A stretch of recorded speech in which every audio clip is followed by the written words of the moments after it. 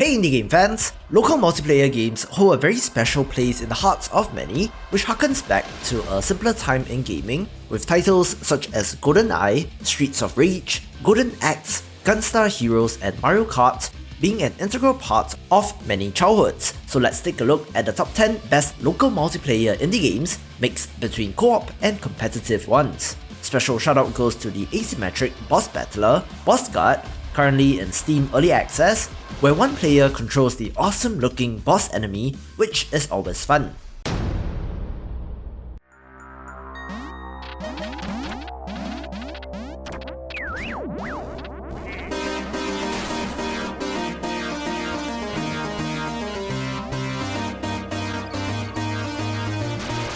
When it comes to arena action platformer multiplayer games, Duck Game is at the top of the list for many, since it is a fast-paced, chaotic, and very fun experience.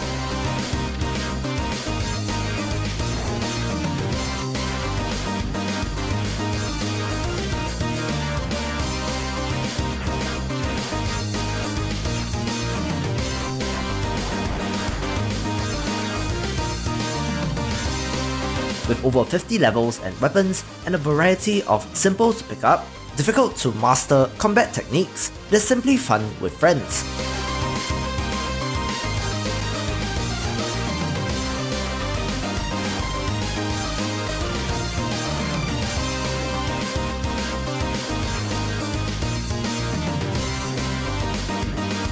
Two of the more interesting features is a dedicated quack button to taunt your enemies or to simply be an annoyance, as well as the ability to ragdoll your body and play dead, which leads to some trickery for sure.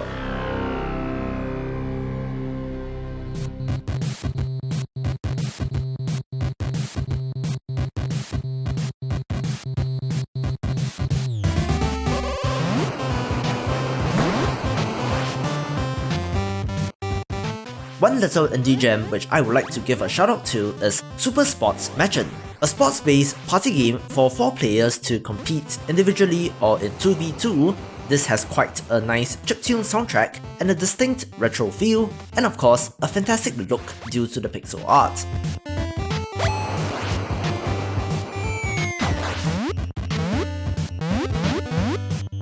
Very reminiscent of something like Konami's Track and Field, and I wish even more games would look like this. This is Super Sportmatchen.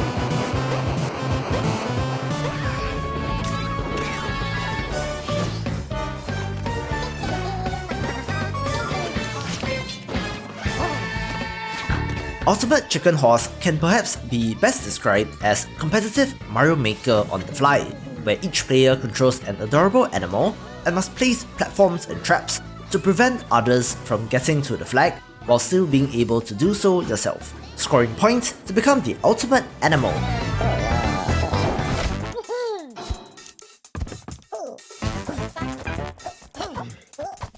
At the end of every round, each player picks one new piece to add to the level, whether it be crossbows, glue traps, fans, barbed wire, or simple platforms, and the idea of building a level piece by piece in a competitive environment is interesting to say the least.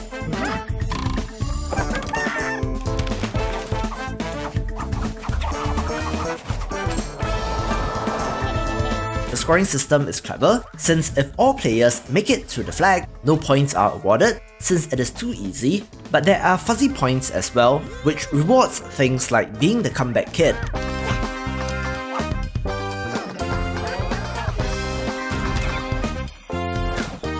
One thing which I do appreciate is that since the release in 2016, the developers have continued to add new level parts and animals to the mix, with the latest big update in March this year on the 3rd year anniversary, so great support, great developers, and great game.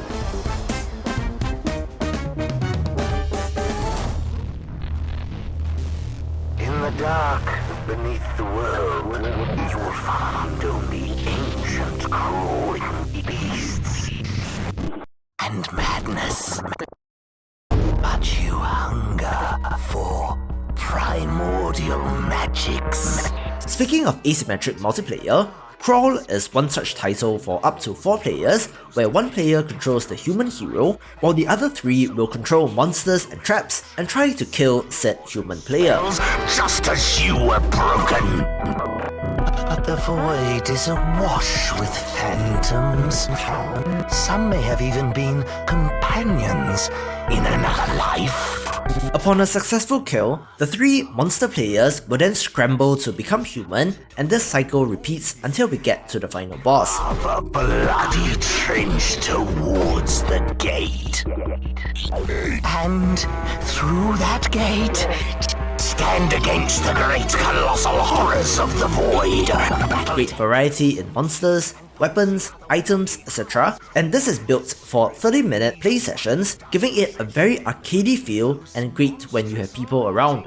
Love the pixel art as well. Elder gods, and pay no heed toward the black and vile buzzing in your thoughts. Screen that silicon and plastic portal to the void through which no ancient thing could reach from beneath the tide of eons.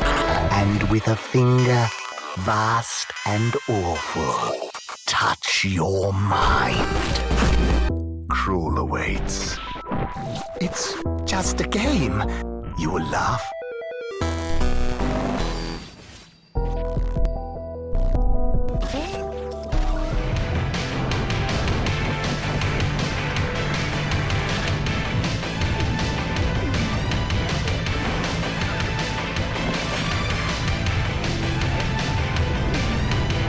Tipping my hand again, but Blazing Chrome is a recent entry that really stands out to me. Coming to us from Brazilian studio Joy Masher, who really knows how to do nostalgia right, this game looks like it came straight out from the Sega Genesis with the pixel art and the run and gun action, which of course, unashamedly, is a tribute to Contra Hardcore. Pretty decent played solo, but of course it's better with a friend.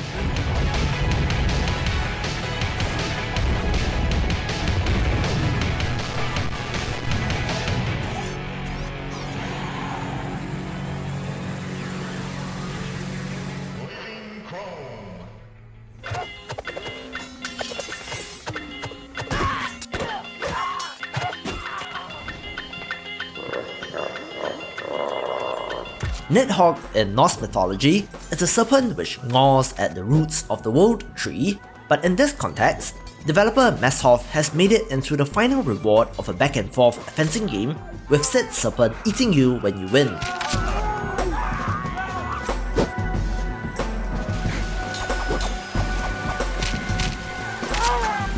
Both the 2014 original and 2017 sequel in essence are very similar, with a weird, arguably more awesome art style in the second, versus the simplicity and purity of the first, where the sequel adds things like different types of weapons.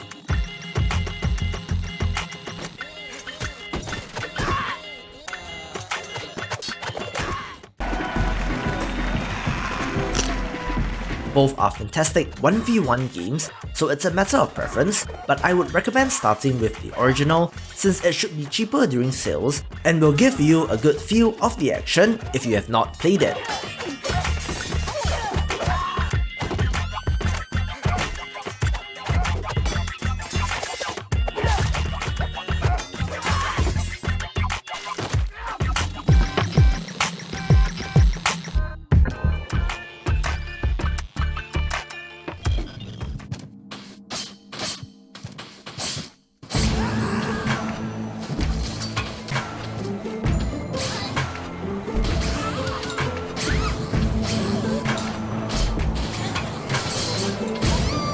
Another arena action platformer in the vein of Duck game, Samurai Gunn is a very stylish one of these, with great pixel art, but more importantly, mostly melee, sword-based combat, plus a gun with 3 bullets to a life.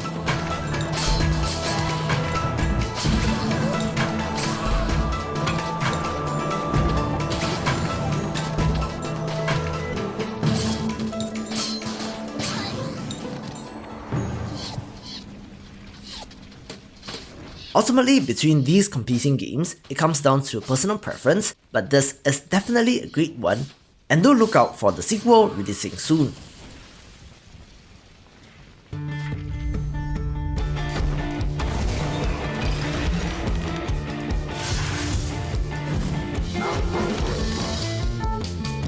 Celador Games gave us one of my favorite indie games of all time in Rogue Legacy. So at the time, the second Steam release in Full Metal Furies did indeed pique my interest.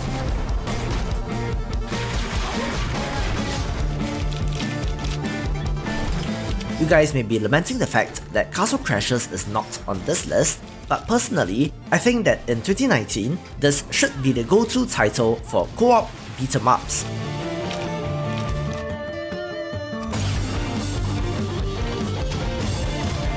Featuring 4 Furies that play very differently, RPG elements, loot, and some very clever changes made to the core mechanics, see #ABCs of FMF on Twitter. This is a great experience indeed, and of course, best with 4 players. I see the signs and omens. As the tide rises, we must unite to save Towerfall. The young prince of the desert, blinded by his quest. The other very popular arena action platformer is of course Towerfall by Matt Makes Games, which of course went on to make Celeste.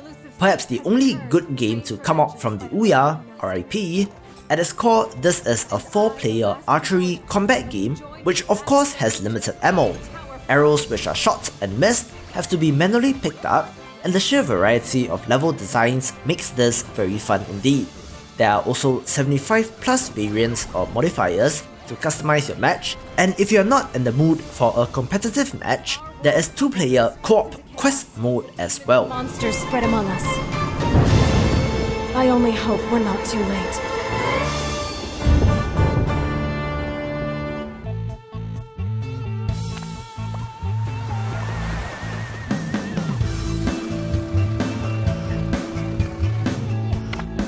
"2016's Overcooked was a real tipping point for me with regards to local multiplayer games, as I really did have so much fun with it, trying to coordinate to deliver all food orders on time.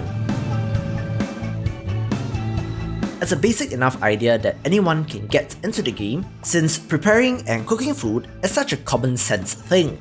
But once the levels start getting weird, then that's where the fun begins. From kitchens on 2 trucks driving side by side, to ones on ice floes and space, on pirate ships and more, the frantic exclamations of "chop chop chop chop" or "I need mushrooms" really does bring back great memories.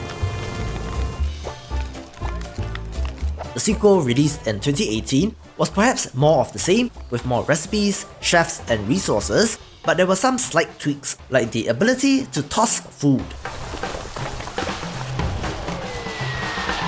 Ghost Team Games was a 2, now 3-person indie developer, so another success story that is very inspirational. For more of the best indie games, do check out the previous video or click on the recommended playlist, and I will see you after the jump.